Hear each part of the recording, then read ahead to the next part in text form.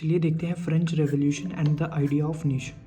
Nationalism एक collective belonging के feeling है, यानी हम एक दूसरे से रिलेट करते हैं, एक दूसरे से मिले हुए हैं।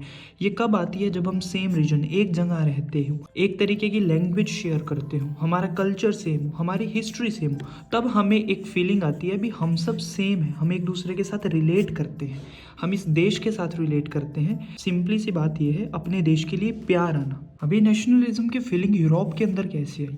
ये आई फ्रेंच रेवोल्यूशन से। जो फ्रांस है वो एक एम्पायर था यूरोप के अंदर, वो पहले एम्पायर में बटे हुए थे। वहाँ पर राजा यानी एम्परर रूल करता था, लोगों के पास कोई राइट नहीं थे, कोई फ्रीडम नहीं थी। इसके बाद लोगों को इक्वालिटी और फ्रीडम के बारे में ये चीज़ रियलाइज़ हुई भी ये चीज़ें हम भी डिजर्व करते हैं। रेवोल्यूशन से नेशनलिज्म की फीलिंग इंक्रीज हुई। नेशनलिज्म को फ्रांस के अंदर बढ़ाया कैसे गया? देखिए, वहाँ के लीडर्स ने नेशनल सिंबल्स यूज़ करना शुरू की, जैसे ट्राई कलर कॉमन फ्लैग, जिसके अंदर 3 कलर तीनों अलग अलग कम्युनिटीज़ को रिप्रेजेंट करते थे, जिससे हर एक कम्युनिटी को ऐसा लगा भी इस देश का हम भी हिस्सा हैं।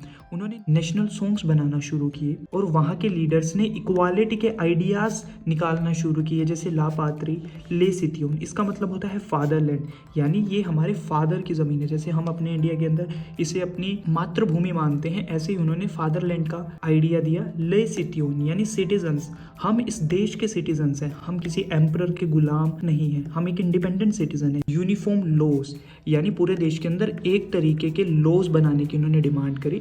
तो इस तरीके से नेशनलिज्म की फीलिंग को लीडर्स ने फ्रांस के अंदर बढ़ाया। अभी नेशनलिज्म की फीलिंग आसपास के एरियाज में कैसे जाने लगी? देखिए, जो नेपोलियन की आर्मी थी वो फ्रांस से निकल आसपास के एरियाज में जाने लगी और वहां पर नेशनलिज्म के बारे में डिस्कस होने लगा। आर्मी के बाद न्यू जैकोबिन क्लब्स बनने लगे। देखिए, ये ऐसे क्लब्स थे जहाँ पर लोग इकट्ठा हुआ करते थे डेमोक्रेसी, राइट्स और फ्रीडम के बारे में डिस्कस करने के लिए।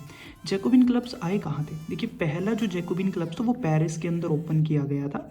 वहाँ पर फ्रांस के लोग जो है डेमोक्रेसी, फ्रीडम, इन सब चीज़ों के बारे में डिस्कस किया करते थे फ्रेंच रेवोल्यूशन के दौरान। तो जब वहाँ से आर्मीज निकलकर आसपास के एरियाज में जाने लगी, वो नेशनलिज्म के आइडिया के साथ साथ ही जैकोबिन क्लब्स का आइडिया भी लेकर जाने लगी। तो ये आसपास के एरियाज में भी ओपन होने लगे। इस तरीके से लोगों के बीच में नेशनलिज्म की फीलिंग और ज्यादा बढ़ने लगी। थर्ड मेन रीजन था नेपोलियन खुद। नेपोलियन एक मिलिट्री लीडर था जिसने 1799 के अंदर रेवोल्यूशन के टाइम पर एब्सोल्यूट मोनार्की को खत्म किया था और वहाँ का फर्स्ट कंसोल कौन होता है? सबसे बड़ा पॉलिटिकल लीडर वहाँ का बन गया था। उसके बाद 1804 के अंदर वो एक सिविल कोड लेकर आया था। वहाँ पर इसने लोगों के साथ प्रॉमिस किया था भी मैं आपको इक्वालिटी दूंगा, फ्रीडम दूंगा, ट्रेड बैरियर्स वो खत्म करूंगा और यूनिफॉर्म लॉ यानी पूरे देश में एक तरीके के लॉज लेकर आऊंगा। वो इस कोड के तहत लेकर आया तो लोगों को ये चीज़ अच्छी लगी। बट 1804 में उसने खुद को एक एब्सोल्यूट एम्परर डिक्लेयर कर दिया।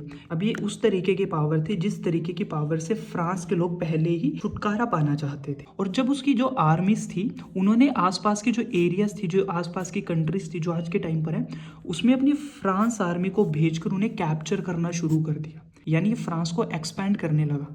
जो दूसरी कंट्रीज थी उन्हें नेशनलिज्म, डेमोक्रेसी के बारे में पता चल चुका था, तो उन्होंने कहा भी ये एक फॉरेन रूलर है और हम लोग कोई फ्रेंच नहीं है जो हम इसके अंडर फ्रांस में शामिल होंगे।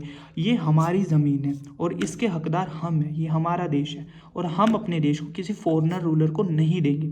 सो यहाँ से नेशनलिज्म का आइडिया और ज़्यादा तेज़ी से बढ़ा नेपोलियन के कारण।